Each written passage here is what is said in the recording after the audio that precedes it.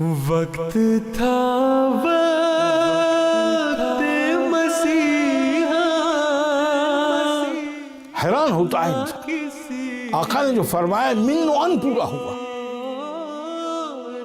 جو مسلمان علماء تھے ان کی کتابیں بھری ہوئی ہیں جس میں وہ دعائیں مانگ رہے تھے کہ اللہ یہ وہ وقت ہے امت مسلمہ پر کہ وہ امام ضرور آنا چاہیے.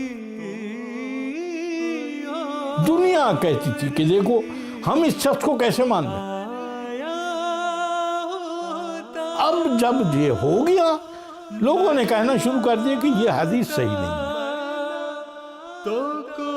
خدا عرش سے فرما رہا ہے کہ غلام احمد کی جائے.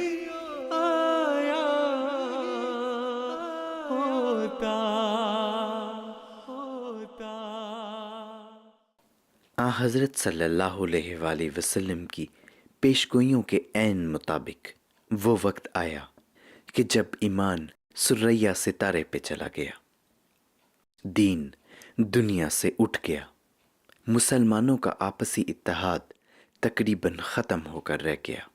دنیا کی حالت چیخ چیخ کر پکار رہی تھی کہ اب اس مسیح اور مہدی کے آنے کا وقت آ چکا ہے. اسمعوا صوت السماء جاء المسيح جاء المسيح. قادیان میں ایک شخص نے مسیح ہونے کا دعویٰ کیا. دنیا کہتی تھی کہ دیکھو ہم اس شخص کو کیسے مان لیں. ایک آدمی روزانہ مولوی کو متعلق آتا کہ روزانہ اعلان کرتا تھا کہ لوگوں یہ آدمی جھوٹا ہے، ابھی تو سورج گرہن چاند گرہن نہیں ہونا. اس وقت اللہ تعالیٰ نے پہلے چاند اور پھر سورج اور ماہ رمضان موجود اور خدا کا مہدی موجود جس نے پہلے اعلان کیا ہوا تھا. وہ مولوی جو گلیوں میں اعلان کرتا تھا کہ امام باقر کی روایت ہے سورج اور چاند گرہن نے ماہ رمضان میں ابھی دیکھو بھائی یہ پوری نہیں ہوئی. جب یہ پوری ہوئی سنا گلیوں میں روتا تھا اور سر کو پیٹتا تھا کہ اب لوگوں نے مرتد ہو جانا ہے، اب لوگوں نے کافر ہونا ہے، دنیا تو مرزا کے پاس چلی جائے گی. اب جب یہ ہو گیا لوگوں نے کہنا شروع کر دیا کہ یہ حدیث صحیح نہیں ہے. کیا سورج گرہن اور چاند گرہن لگانا مرزا صاحب کے ہاتھ میں یا بس میں ہے یہ بات؟ ہوتا ایسے ہی ہے کہ جب اللہ تعالیٰ کا امام ابھی نہیں آیا ہوتا تو لوگ اس کی تلاش کر رہے ہوتے ہیں، اس کو ڈھونڈتے ہیں، لیکن جب وہ آ جاتا ہے تو پھر اس کی مخالفت کرنا شروع کر دیتے ہیں. جو سعید روحیں ہوتی ہیں اس کو قبول کر لیتی ہیں اور جو سعید روحیں نہیں ہوتی ہیں اس کی مخالفت کے اس کے ایک مشن کو روکنے کے لیے کھڑی ہو جاتی ہیں. لیکن ان مخالفین کی کچھ پرواہ نہ کرتے ہوئے آپ نے اپنے مشن کو جاری رکھا. آپ نے اس بات کا اعلان فرمایا کہ میں حضرت اقدس محمد مصطفیٰ صلی اللہ علیہ وسلم کی غلامی میں مبعوث کیا گیا ہوں. میرا کام یہ ہے کہ میں اللہ کی توحید کو دنیا میں قائم کروں اور حضرت اقدس محمد مصطفیٰ صلی اللہ علیہ وسلم کی بادشاہت کو دنیا میں قائم کروں. میرا کام یہ ہے کہ میں اس ایمان کو دلوں میں دوبارہ زندہ کروں جو جس ایمان کے نمونے ہم نے صحابہ کرام رضی اللہ تعالیٰ عنہ کی زندگیوں میں دیکھے ہیں. فرمایا کہ میں اس لیے آیا ہوں تاکہ حقیقی معنوں میں مسجدیں آباد ہوں، وہاں جس رنگ میں سچی عبادت کرنے کا حق ہے وہ ادا کیا جائے. اور یہ معیار آپ نے اپنے ماننے والوں میں اس وقت قائم فرمائے جب کہ دنیا زندہ خدا کے کلام کرنے کا انکار کر چکی تھی. دنیا کہتی ہے کہ خدا پہلے جو ہے وہ بولتا تھا، محمد رسول اللہ کے بعد بولنا بند ہو گیا. لا حول ولا قوت الا باللہ. کیا کوئی ان سے پوچھے مولویوں سے کہ خدا کی کوئی صفت معطل نہیں ہوتی ہے، وہ خدا کیسا؟ حضرت مسیح موعود علیہ الصلوۃ والسلام نے نہ صرف یہ دعویٰ کیا کہ وہ خدا اب بھی بولتا ہے بلکہ عملی طور پر لوگوں کا زندہ خدا سے تعلق قائم فرمایا.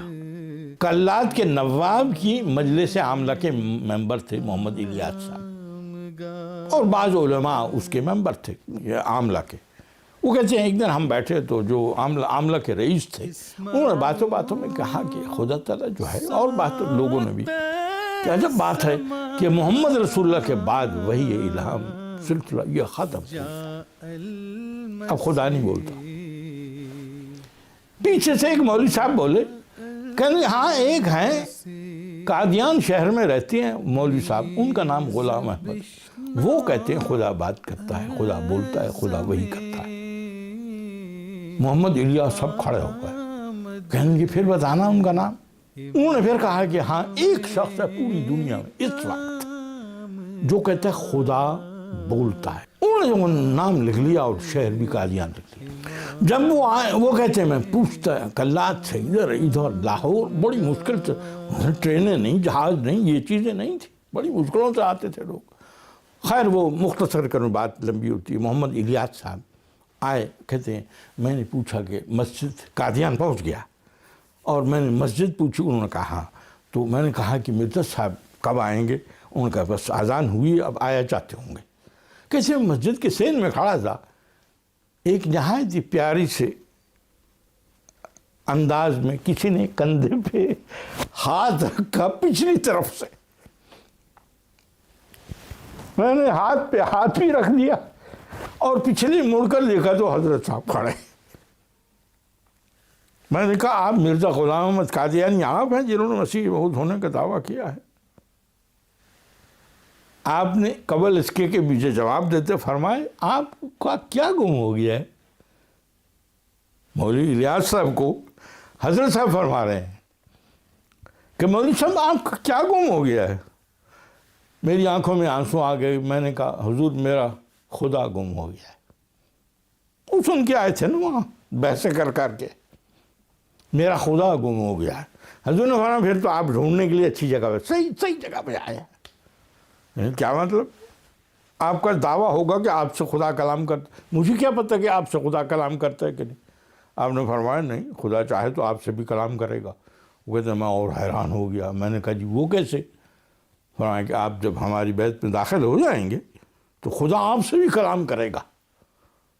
پھر میں نے دونوں ہاتھوں سے ان کا ہاتھ تھام لیا، میں نے کہا جی ابھی کر لیں۔ آپ نے فرمایا نماز پڑھنے کے بعد، نماز کے بعد آئے محمد الیاس صاحب کہتے ہیں کہ میں نے حضور کے ہاتھ پہ اسی دن بیعت کی، ساری رات مجھے الہامات ہوتے رہے۔ ہے جب جلوہ تیری۔ ایسی ہی ہزاروں مثالیں موجود ہیں کہ کس طرح حضرت مسیح موعود علیہ السلام نے روحانی مردوں کو زندہ کر کے ایمان کی ایسی روح پھونکی کہ ان سے خدا کلام کرنے لگا۔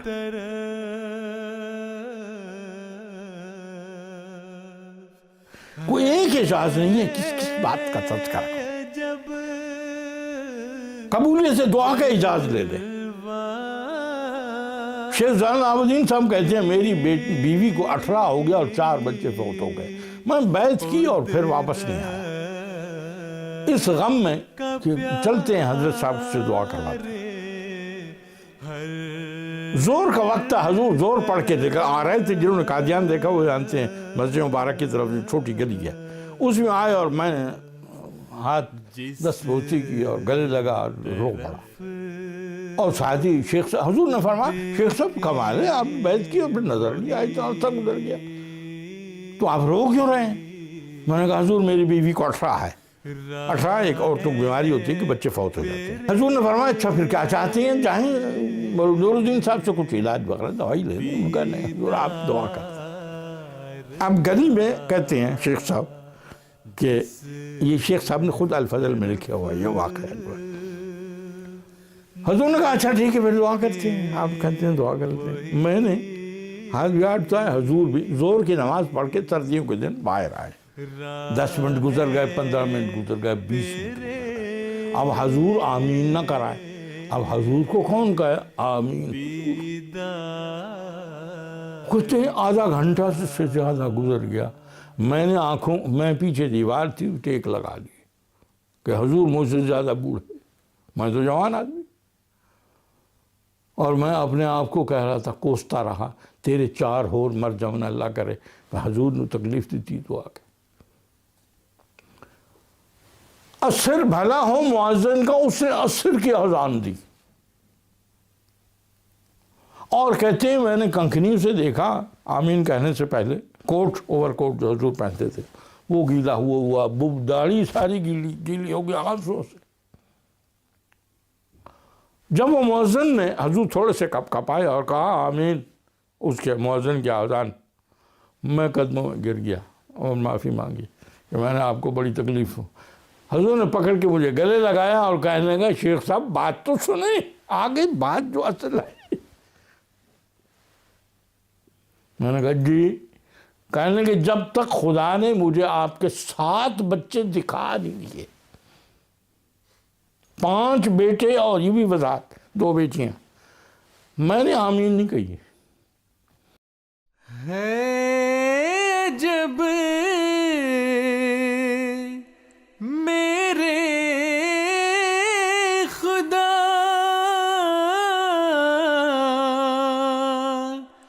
मेरे पे एहसान तेरा,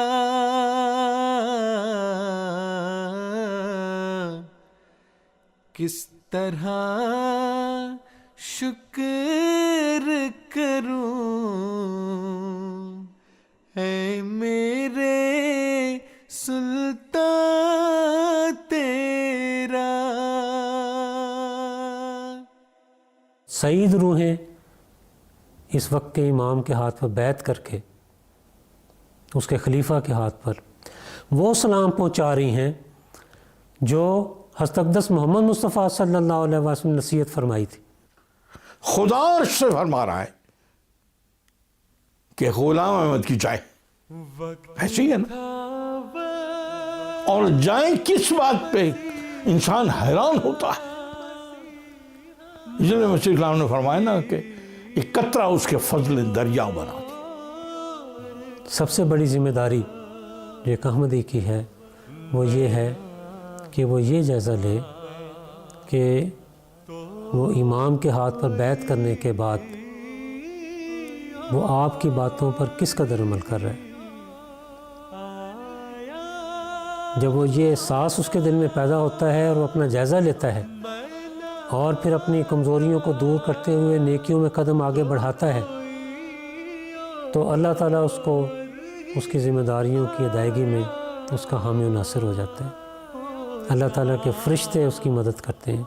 अहमदी अहबाब के लिए, हम सब के लिए यानी एक पैगाम है और नहायत ही प्यारे अंदाज में हुजूर अपनी किताब फ़तेह इस्लाम में बयान फरमाते हैं। फरमा रहे हैं इस ज़माने का हिस्न हसीन मैं हूँ, जो मुझ में दाखिल होता है वो चोरों और कज़ाकों और दरिंदों से अपनी जान बचाएगा, मगर जो शख्स मेरी दीवारों से दूर रहना चाहता है हर तरफ से उसको मौत दरपेश है, उसकी लाश भी सलामत नहीं रहेगी। मुझ में कौन दाखिल होता है? वही जो बदी को छोड़ता है और नेकी को इख्तियार करता है और कजी को छोड़ता है और रास्ते पर कदम मारता है और शैतान की गुलामी से आज़ाद होता और खुदा तआला का एक बंदा मुती बन जाता है। मैं नाता